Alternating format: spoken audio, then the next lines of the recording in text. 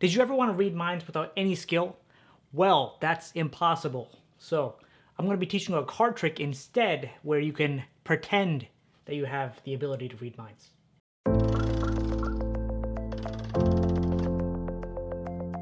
What's going on, guys? CardMechanic here, and today I'm going to be teaching you a card trick that requires no sleight of hand skills.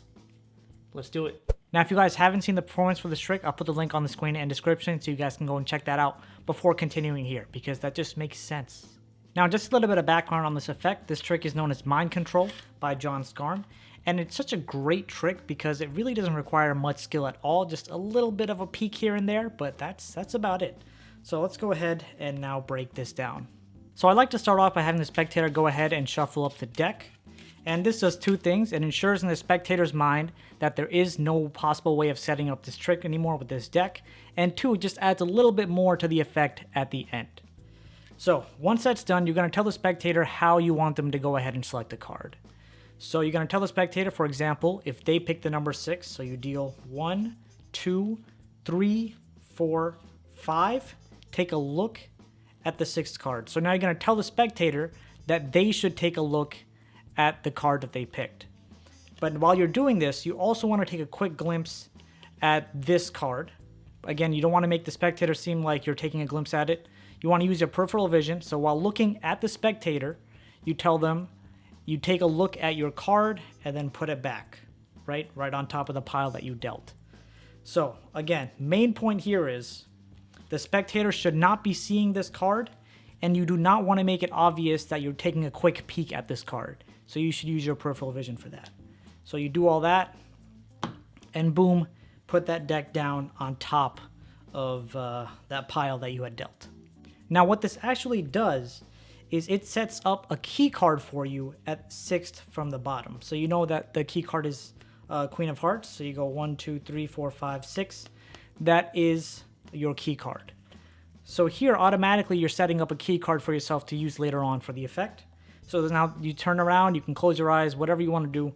You tell the spectator to repeat the same process. Let's say they pick the number 10, right? So think of the number 10. So they deal 1, 2, 3, 4, 5, 6, 7, 8, 9. They take a look at the 10th card. In this case, it's the 4 of clubs. Again, you won't know that. They put that there. You have them put the rest of the deck on top. So now what you've actually done is that key card is now 6 cards above the spectator selected card. So you can even tell the spectator now to go ahead and give the deck a cut. This way you have no clue where their card is. And in fact, you actually do have no clue where their card is, so you're all good there. Now you come back, turn around, open up your eyes, whatever you were doing at the time, just come back. And you tell the spectator there is no possible way you could have known what card they were going to pick. They picked any number at random. You didn't see that number being picked.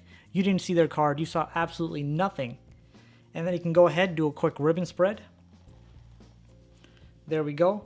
And all you're doing now is you're looking for your card. So you know your card is the Queen of Hearts. So you go ahead, look for your card. Queen of Hearts is right here. Okay, that's clearly the Queen of Diamonds. The Queen of Hearts is right here. And now you go, like I was saying before I died. Queen of Hearts, you count over 6 cards to the right. So 1, 2, 3, 4, 5, 6. And that is the spectator selected card, the 4 of clubs. Now, one thing you actually want to keep in mind is you don't want to perform this bland. You don't want to be like, okay, here we go. Let's do that again. So let's say here, okay, here we go. We spread the cards out. Let me see what your card is. 1, 2, 3, 4, 5, 6. Oh, it's the 4 of clubs. That would be dumb. Never do that. You kind of want to come across in this trick as you're reading their mind or reading some kind of their body signal. So the way I like to go ahead and perform this, let me do a better spread here. Now the way I like to go ahead and perform this is I know that their card is 6 to the right of my key card. I like to take their hand, have them go over like this, and I tell them, some kind of way that I'm reading their signals, whether I'm holding their hand, I can feel their pulse or something like that. And then as they come over their card, I can kind of start narrowing down, right? And as I narrow down more and more, they stop, and eventually I end up at the 4 of clubs. So although this trick is very simple, the performance is what's really going to elevate it and give you that impactful performance that you want. And there you guys have it, a card trick that requires no skill. If you guys like this video, make sure to hit that like button and then go and check out that video. Am I pointing in the right spot? Make sure to go and check out that video because it's cool. I'll see you there. Peace out.